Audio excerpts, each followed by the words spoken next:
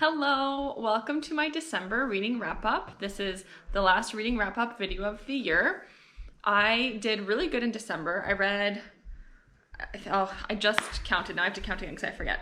1, 2, 3, 4, 5, 6, 7, 8, 9, 10, 11. 11. I read 11 books this month, and this gives me a total of 111 books in the year of 2019, which is really, really good because I thought I was only going to do 60. My reading challenge goal was 60 books in the year, and I almost doubled it, which is fantastic. So I did set my new reading goal for 2020, and I've upped to 275. The reason I don't want to go to the full 100 is just because I work full time, I have a part-time job on top of that, and I just, if I set myself a goal and I don't complete it, I don't like that. So I think 75 is a very realistic goal. Hopefully I can reach 100, but 75 is my realistic goal for 2020. Anyway, on to the books that I read in December. The first book that I read it in one day. It is called In a Perfect World by Trish Dollar. I got this book from the library. I gave it a 4 out of 5 stars. I really, really liked it. This book actually for me, it's one of those books that kind of made me reflect and think a lot. So when a book makes you do that, I think that's a really good sign. This book is about a 17-year-old American girl whose mom is an ophthalmologist, I think is the correct term, like an eye doctor, not an optometrist, but like someone who does eye surgery. And she gets a position in Egypt for, some kind of humanitarian organization. So she works with the poor people in Egypt, helping them with their eyes. So her and her daughter and the dad, they all go to Egypt together. Of course, she falls in love with an Egyptian boy. He's Muslim, she is Christian. And it's just kind of about them, trying not to fall for each other, but then they do. And then navigating this Muslim-Christian blended relationship and the challenges that come along with that, and the challenges that come along with being a woman in Egypt. So I just really, really liked it, and I highly recommend it. Actually, it's probably something I would reread in the future, to be honest. So there was that. After In a Perfect World, I read In Order to Live, A North Korean Girl's Journey to Freedom by Yeonmi Park. I actually read this book in French. I got it from the library, a French copy. So it's like, I think the English version is 270 pages, and then the French version was 300 pages, so a little bit longer. And I gave this a 5 out of 5. It's not like it's one of my new favorite books or one of my all-time favorite memoirs. I just think that the story itself deserves a 5 out of 5. The story is about Yeonmi Park. She escaped from North Korea when she was 13 years old. So there is the first part of the book, which is essentially her childhood growing up in North Korea. The second part of the book is her escape from North Korea. So how she escaped and her life kind of trying to get to South Korea. So from the time she left North Korea to the time she arrived in South Korea, I believe it was 3 years. So we see her 3 years navigating how to get to South Korea. As you can imagine, it's a horrific story where many, many tragedies occur. I highly recommend people read it. Because one of the reasons the book is so good is because this is not history, but like North Korea is still happening, and it's atrocious what's going on. And I think almost everyone in North America and Europe, like, we're very well aware that this is happening, but no one is doing anything about it, which is really sad and devastating. And it makes you feel so small. Like, I feel so, like, after finishing this book, it made me angry and it made me sad and frustrated, but it makes you feel like, well, what can I do? What can I, as a 27-year-old white Canadian girl, how can I battle Kim Jong-un? Like, what can I do to take him down? So it makes you feel all sorts of emotions. So I recommend it. And 270 pages, it's a pretty short read. So if you're looking for nonfiction, I recommend that one. Then I listened to the audiobook of Don't You Forget About Me by I don't know how to pronounce her name, Mary McFarlane. I gave it a 3 to 5. It's just a standard romance novel. What I would have preferred, because the story starts with the couple when they're in high school, and then like 12 years later when they're 30, and it goes back and forth.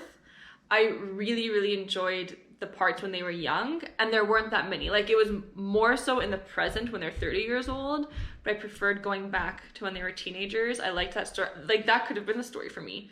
Their, young love, their sweethearts. It could have started with that, did that whole bit, and then fast forward 12 years, and them kind of all of a sudden meeting again and trying to navigate their relationship because they have to work together.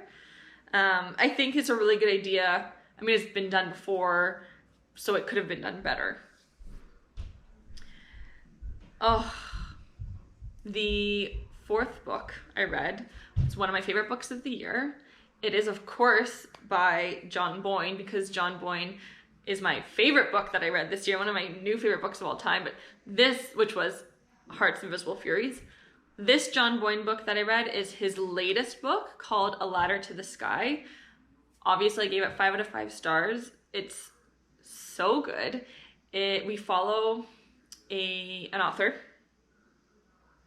We follow him at, I would say, four significant stages through his career, and how each book he written got to be written. And this again is one of those books that makes you think, it makes you reflect, it makes you think about ethics and morals, and I love that. And I still haven't sat down and really had a discussion with Carlos or anyone about the main topic in the book, which I think you, just to encompass the main topic, it's intellectual property, which that's not something I've really given a lot of thought to. And I think it's a really interesting thing. I think there's a good debate to be had there. So I do need to sit down and reflect on this more, but it was so good. Love the book. Something I would want to reread again as well. Something I would like to add to a collection of books that I'm kind of slowly putting together in my mind. Then I read One Day in December. I listened to the audiobook of One Day in December by Josie Silver. I believe this is Josie Silver's debut novel, and I gave it a 4 to 5. Really, really good. It's a holiday read. It's not a Christmas read. You could read this probably at any time of the year, but it's called One Day in December. It starts in December and the book ends in December around Christmas time. It's a story from the woman and the man's perspective. They are basically two strangers and fall in love at first sight. Things happen, life gets in the way, and we follow their story from when they're maybe about 22 till they're about 30, so early 20s until late 20s. And we see their relationship evolve and the twists and turns it takes. And it's just a really, really good romance. Contemporary fiction. I really liked it. After that book, I got The Wild Oats Project by Robin Rinaldi from the library, and I had really low expectations for this book. That's probably why I did enjoy it so much, and I ended up giving it a 4 to 5. I thought I was going to hate it. It's about this 43-year-old woman who has an open marriage, essentially. That's the way to sum it up in a sentence. So we see her year of, she called it her Wild Oats Project, which was essentially her husband gave her a hall pass for a year. And we read about it.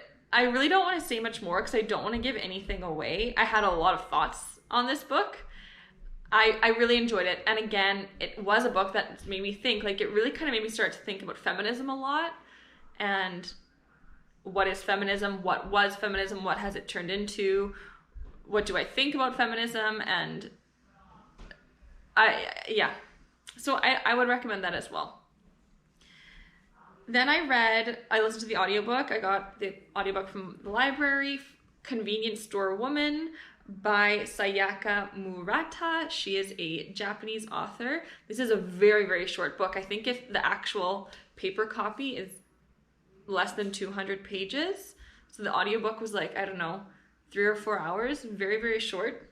And so good. I gave it 5 out of 5 stars. I think the reason I loved it so much is because it took me to Japan. Carlos and we spent 3 months in Japan in 2017, and we fell in love with Japan. We love it so much. I miss it all of the time.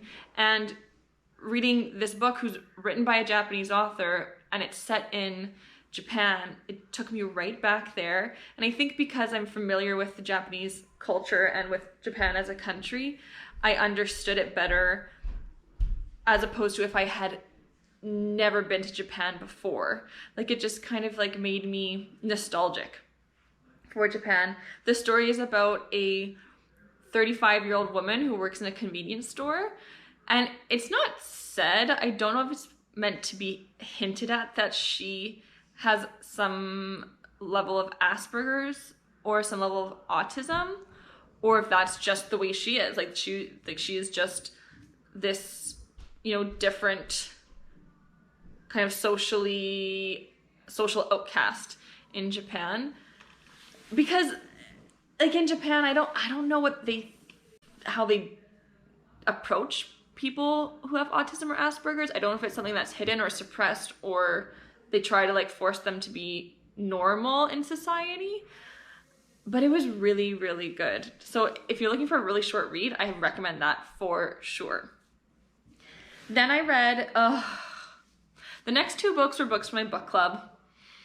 And this one sounded so promising. I thought I was going to love it so much. It's called 10 Blind Dates by Ashley Elston. And I think this is her debut novel as well, but I could be wrong. But I think it is. I gave it a 2 out of 5. And like, when I tell you what the book's about, you're going to want to go pick it up because it sounds so good. Like, there's so much potential. It could be so funny. It's about a 17-year-old girl who recently goes through a breakup. She goes to stay with her huge family for Christmas, and her whole family sets her up on 10 different blind dates from, like the December 20th till December 30th. And like, there's just so much potential there for there to be so many mishaps, so much comedy, so much just fun. And it just did not provide that. It was so hard for me to get through this book. It was so, it's obviously predictable. Like, we all know what's going to happen. But, it just could have been so much better. Like, I'm sorry to Ashley Elston, but you should have consulted with a comedian or someone, had to fund your editor, because this was so much better than it was. And same with the following book. It's called Royal Holiday by Jasmine Guillory. Again, a 2 out of 5. So much potential. We have a Black American woman who goes to stay at basically an English castle for Christmas with her daughter. She meets a man. They get together, and then she goes back to America, and it's like, are they going to get together or not? Obviously, they get together, because we all know that's coming. And it's so fun for me when books are set in different countries or different cities like London. And I've never been to London, but I've read so many books set in London, it feels like I have. So, I really like that she shared a lot of like English Christmas traditions, which was really nice. So that was new for me. But honestly, I skimmed like the last 70 pages and I missed nothing. So there's that. Don't recommend either of those. Okay, we have 2 more. So I finished The Girls in the Garden. I had started that I think it took me like 3 weeks to finish, because I started it and then I went to another one and went back and da-da-da. Girls in the Garden is by Lisa Jewell. I gave it a 3 out of 5. Like, I really like Lisa Jewell. This is my 3rd Lisa Jewell book I've read at this point. This one has been my least favorite, but it was still enjoyable. I really liked the ending. it was, it really, it piqued and lost my interest at many points in the book. So I don't know if I necessarily recommend it. I like Then She Was Gone way more. That's my favorite Lisa Jewell book, and that was really, really good. So I definitely recommend that Lisa Jewell book over this one. This one was just very standard. The last book I finished in December, which got 1 star, so much work and so little payoff, is The Goldfinch by Donna Tartt.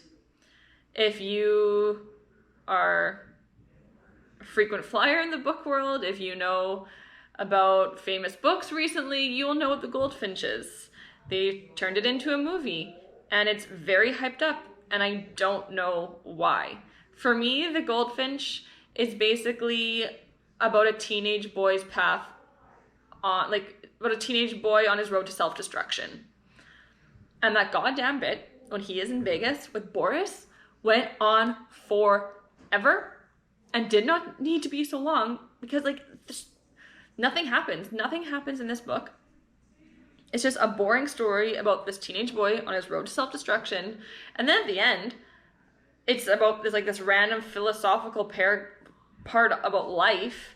And it's very pessimistic and very just like depressing. And I don't agree with anything she said about that. And I was just like, was this book trying to be something? It's not like it's trying to be a great classic. Like, it kind of reminded me of Catcher in the Rye, but like it's trying to be something like that. And I don't get it. I would love to sit down and have people like tell me, like a teacher, you know, when you're like in high school and your English class and the teacher's dissecting the book with you. I would love it if someone could do that with me so I could understand why this book is so hyped up, because I do not get it. It's 770 pages.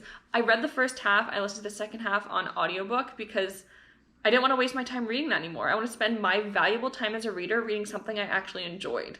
So I really don't get it. If you get it, please call me, email me, write in the description box, because I'm a little angry about it, as you can tell. So that wraps up my month of reading in December, and thank you so much for watching. It was a really good reading year. I'm gonna try to film like a book year in review, so that'll be out hopefully shortly.